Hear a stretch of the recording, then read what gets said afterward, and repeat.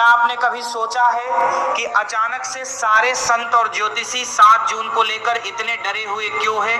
रविवार का दिन, कुंभ राशि और ऊपर से पंचक का भयानक साया, आसमान में सूरज और शनि का एक ऐसा भयंकर टकराव होने जा रहा है जो सीधे आपकी और मेरी जिंदगी को छू लेगा। अगर आपको लग रहा है कि ये कोई आम रविवार होगा तो आप बहुत बड़ी गलती कर रहे हैं। अगले कुछ मिनटों में मैं आपको जो बताने वाला हूं वो आपकी नींद उड़ा देगा। भक्तों, ज्योतिष में सूरज को राजा कहा गया है और शनि को कर्मों का हिसाब करने वाला, और ये दोनों पिता और बेटे होकर भी एक दूसरे के सबसे बड़े दुश्मन है। 7 जून को सूरज देव का दिन रविवार है, लेकिन चंद्रमा शनि की राशि यानी कुंभ में बैठा है। और सबसे डरावनी बात, इसी दिन पंचक लगा हुआ है। जब भी पंचक के समय सूरज और शनि की ताकत इस तरह आमने सामने आती है तो ये कोई छोटा मोटा बदलाव नहीं होता। ये वो समय है जब अचानक से बनते हुए काम बिगड़ने लगते हैं। लोगों के मन में बिना वजह का डर और घबराहट पैदा होती है। जो लोग पहले से परेशान हैं उनकी परेशानी अचानक से डबल हो सकती है। ये महासंयोग सीधे तौर पर इंसान के दिमाग और उसकी शांति पर वार करता है। आसमान में बन रहे इस योग का सीधा वार सभी 12 राशियों पर होने वाला है।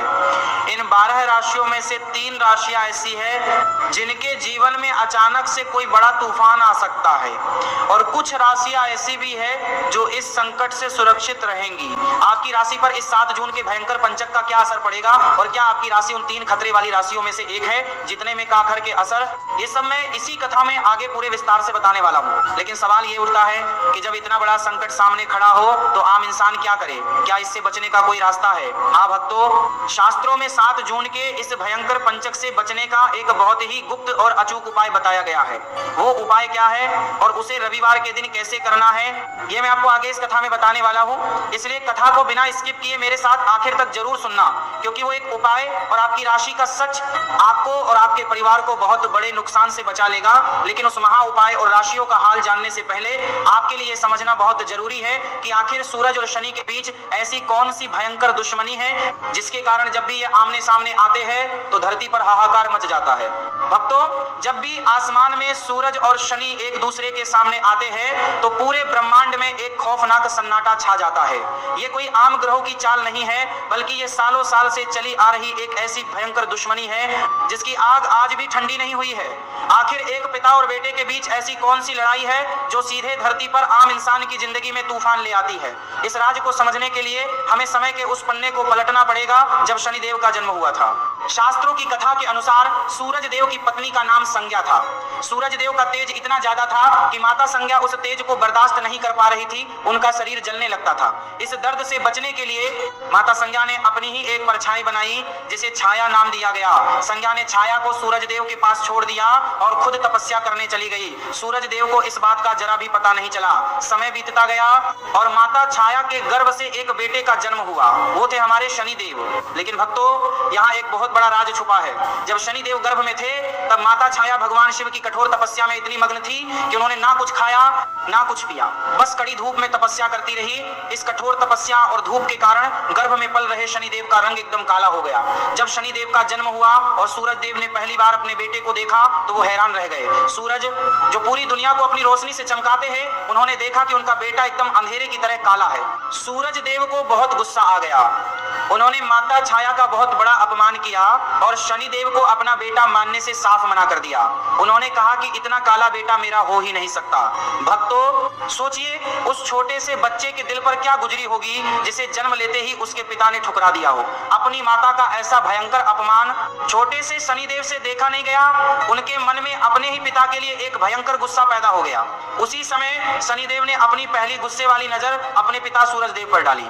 शास्त्रों में बताया गया है कि शनिदेव की वो नजर इतनी खौफनाक थी, उनका गुस्सा इतना तेज था कि दुनिया के राजा सूरज देव उसी पल काले पड़ गए। उनका सारा तेज सारी चमक पल भर में खत्म हो गई। चारों तरफ हाहाकार मच गया। सूरज देव को कुष्ठ रोग हो गया। एक पिता को अपने ही बेटे के श्राप का सामना करना पड़ा। बाद में भगवान शिव के बीच में आने के बाद सूरज देव को उनका तेज वापस तो मिल गया, लेकिन पिता और बेटे के बीच की वो दरार हमेशा के लिए गहरी हो गई। सूरज रोशनी के देवता बन गए और शनिदेव अंधेरे और कर्मों का हिसाब करने वाले जज।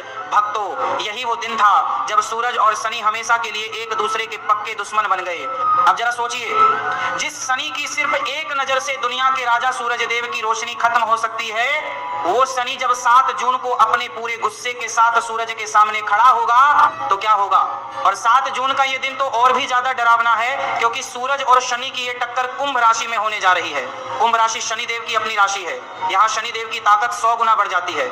सूरज अपनी पूरी आग उगलेगा और शनि देव अपना भयंकर अंधेरा फैलाएंगे और इस खौफनाक लड़ाई के बीच में फंसेगा धरती का वो आम इंसान जो पहले से ही कर्ज, बीमारी और परिवार की परेशानियों से लड़ रहा है।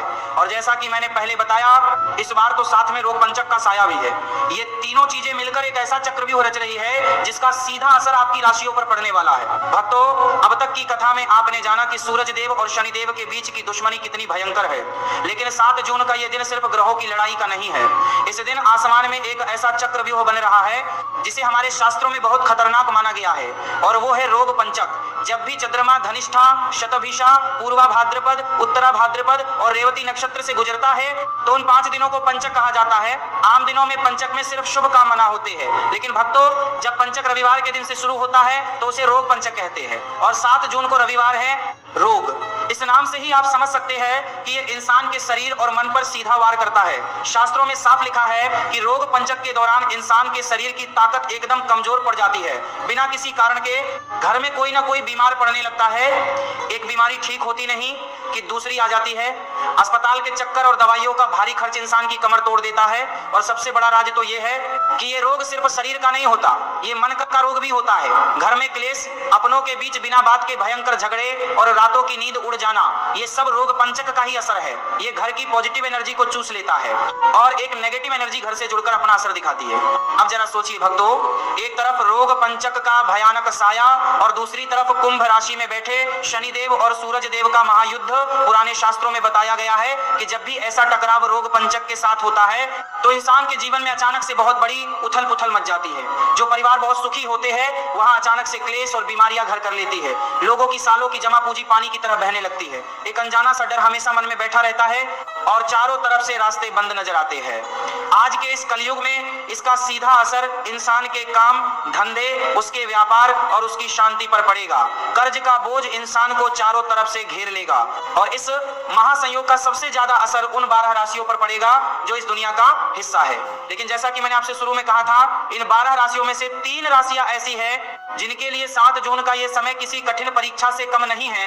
उन 3 राशियों के जीवन में ये बदलाव अचानक से एक बड़ा तूफान खड़ा कर सकता है। क्या आपकी राशि उन 3 राशियों में से एक है या फिर आप इस महासंकट से सुरक्षित रहेंगे? आइए भक्तों, अब इस राज्य से भी पर्दा उठाते हैं और जानते हैं सभी 12 राशियों का सच। भक्तों, 7 जून का ये महासंयोग दुनिया की एनर्जी को पूरी तरह से पलट कर रख देगा। आसमान में जो ये खौफनाक चक्रव्यूह बन रहा है उससे बच पाना किसी भी इंसान के लिए आसान नहीं है। आइए एक एक करके जानते हैं कि आपकी राशि पर इस सूरज शनि के युद्ध और रोग पंचक का क्या असर पड़ेगा। पहली खतरे वाली राशि है मेष राशि। मेष राशि वालों, 7 जून के बाद आपके जीवन में अचानक से परेशानियों का पहाड़ टूट सकता है। आपके बनते हुए काम एकदम से बिगड़ने लगेंगे। ऐसा लगेगा जैसे किसी ने आपकी किस्मत को बांध दिया हो। अचानक से कोई बहुत बड़ा खर्चा सामने आ सकता है जिसके कारण आपको भारी कर्ज भी लेना पड़ सकता है। आपकी सेहत में अचानक गिरावट आ सकती है। मेष राशि वालों को इस समय सबसे ज्यादा सावधान रहने की जरूरत है क्योंकि शनि देव की टेढ़ी नजर सीधे आपके सुख पर पड़ रही है। दूसरी है वृषभ राशि। वृषभ राशि वालों के लिए ये समय थोड़ा संभल कर चलने का है। पैसों के लेन देन में बहुत है, वरना आपका अपना ही पैसा कहीं फंस सकता है। परिवार में शांति बनाए रखें और बिना बात के विवादों से बचें। तीसरी है मिथुन राशि। मिथुन राशि वालों पर इस पंचक का ज्यादा बुरा असर नहीं पड़ेगा, लेकिन फिर भी किसी भी अनजान व्यक्ति पर आंख बंद करके भरोसा ना करें। अपने राज्य किसी को ना बताए। चौथी है कर्क राशि। कर्क राशि वालों के मन में इस दौरान एक अजीब सी घबराहट और डर बना रहेगा। बिना किसी कारण के आपको बेचैनी महसूस होगी और रातों की नींद उड़ सकती है। भगवान शिव की पूजा आपके लिए बहुत जरूरी है। एक सारा कि आप। पांचवी है सिंह राशि। सिंह राशि के मालिक खुद सूरज देव है और सूरज देव इस समय शनि से भयंकर लड़ाई कर रहे हैं, इसलिए सिंह राशि वालों के कॉन्फिडेंस में अचानक से कमी आ सकती है। आपको ऐसा लगेगा कि आपकी दिन रात की मेहनत का पूरा फल आपको नहीं मिल रहा है। छठी और दूसरी खतरे वाली राशि है कन्या राशि। भक्तों, दूसरी सबसे ज्यादा खतरे वाली राशि है कन्या। कन्या राशि वालों के जीवन में ये रोग पंचक घर के अंदर से वार करेगा। आपके अपने ही परिवार में कोई बहुत बड़ा विवाद खड़ा हो सकता है। पति पत्नी या भाई बहनों के बीच अचानक से ऐसी दूरियां आ सकती है जो आसानी से नहीं भरेगी। कोई पुरानी बीमारी अचानक से वापस उभर सकती है जो आपको दिमागी और शारीरिक रूप से तोड़कर रख देगी। कन्या राशि वालों को इस समय बहुत ही ज्यादा सब्र और शांति से काम लेने की जरूरत है। सातवीं है तुला राशि। तुला राशि वालों के लिए समय मिला जुला रहेगा। काम धंधे में कुछ रुकावटें जरूर आएगी, लेकिन आप अपनी समझदारी और सूझबूझ से उन कठिन रास्तों को भी पार कर लेंगे। आठवीं है वृश्चिक राशि। वृश्चिक राशि वालों को गाड़ी चलाते समय और सफर करते समय बहुत ज्यादा सावधानी बरतनी है। किसी भी तरह की जल्दबाजी आपके लिए बहुत बड़े नुकसान का कारण बन सकती है। नौवीं है धनु राशि। धनु राशि वालों के लिए यह समय पूरी तरह से अपनी सेहत पर ध्यान देने का है। बाहर के खान पान से बचे और भाग दौड़ छोड़कर अपने परिवार के साथ ज्यादा समय बिताएं। 10वीं और सबसे ज्यादा खतरे वाली राशि है मकर राशि। और भक्तों, तीसरी और सबसे ज्यादा खतरे में जो राशि है वो है मकर।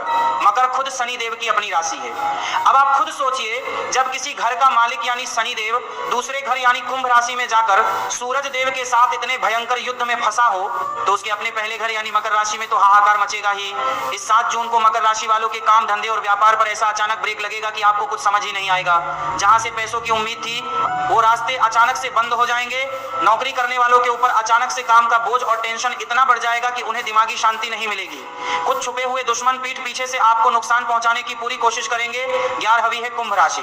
कुंभ राशि में तो ये पूरा महायुद्ध ही लड़ा जा रहा है। कुंभ राशि वालों को ऐसा लगेगा जैसे वो किसी दोराहे पर खड़े हैं और कोई सही फैसला नहीं ले पा रहे हैं। दिमाग में उथल पुथल और टेंशन बहुत ज्यादा रहेगा।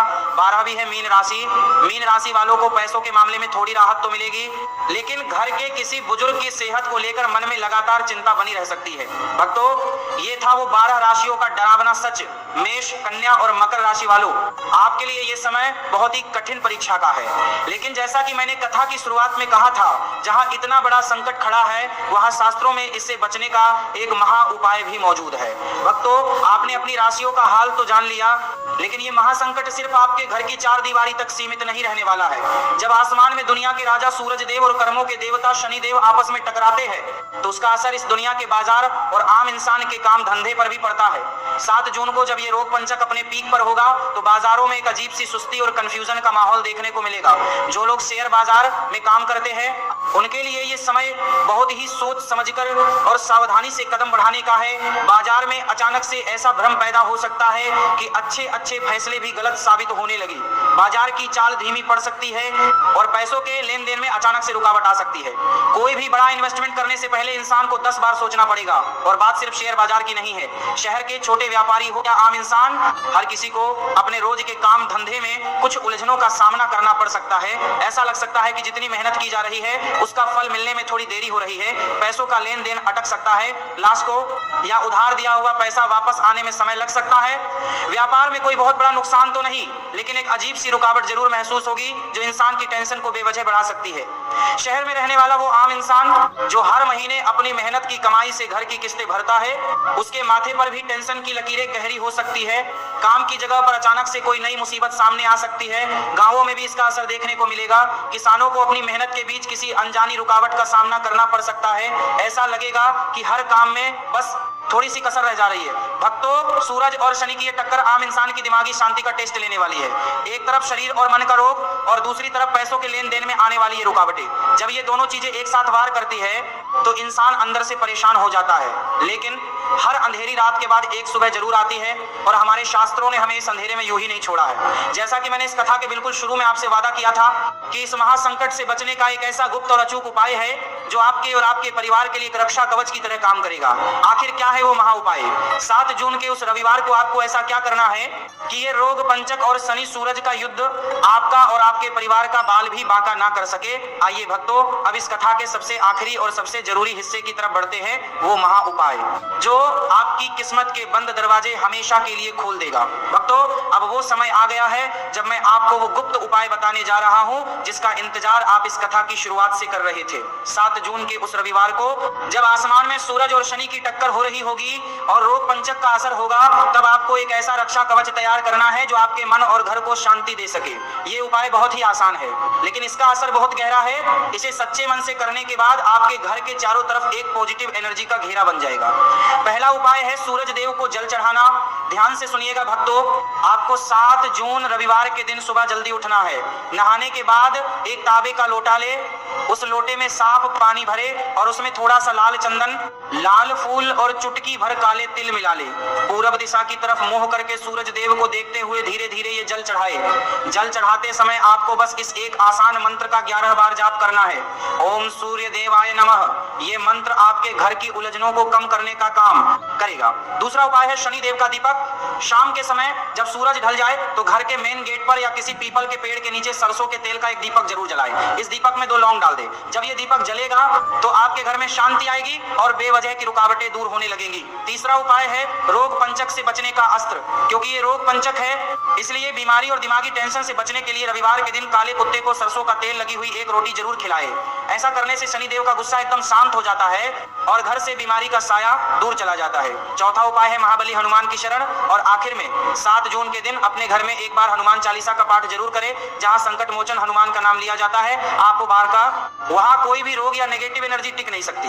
भक्तों, ये उपाय कोई नॉर्मल पूजा नहीं है, ये एनर्जी को बैलेंस करने का वो तरीका है जो आपके परिवार को मुश्किल समय में हिम्मत देगा। जो भी इंसान सच्चे मन से 7 जून को ये उपाय करेगा, उसके रुके हुए काम फिर से बनने की राह पर आ जाएंगे और मन का वो डर पूरी तरह दूर हो जाएगा। भक्तों, समय चाहे कितना भी मुश्किल क्यों ना लगे, लेकिन सच्ची श्रद्धा और भगवान पर भरोसा हर महासंकट को टाल सकता है। 7 जून का ये दिन डरने का नहीं, बल्कि खुद को भगवान की शक्ति से जोड़ने का एक बहुत बड़ा मौका है। सूरज देव का प्रकाश और शनि देव का न्याय दोनों ही हमेशा हमारे भले के लिए काम करते हैं। बस अपने कर्म अच्छे रखें और बताए गए इन आसान उपायों को सच्चे मन से करें। आपके परिवार पर किसी तरह की कोई आंच नहीं आएगी और सब कुछ बहुत अच्छा होगा।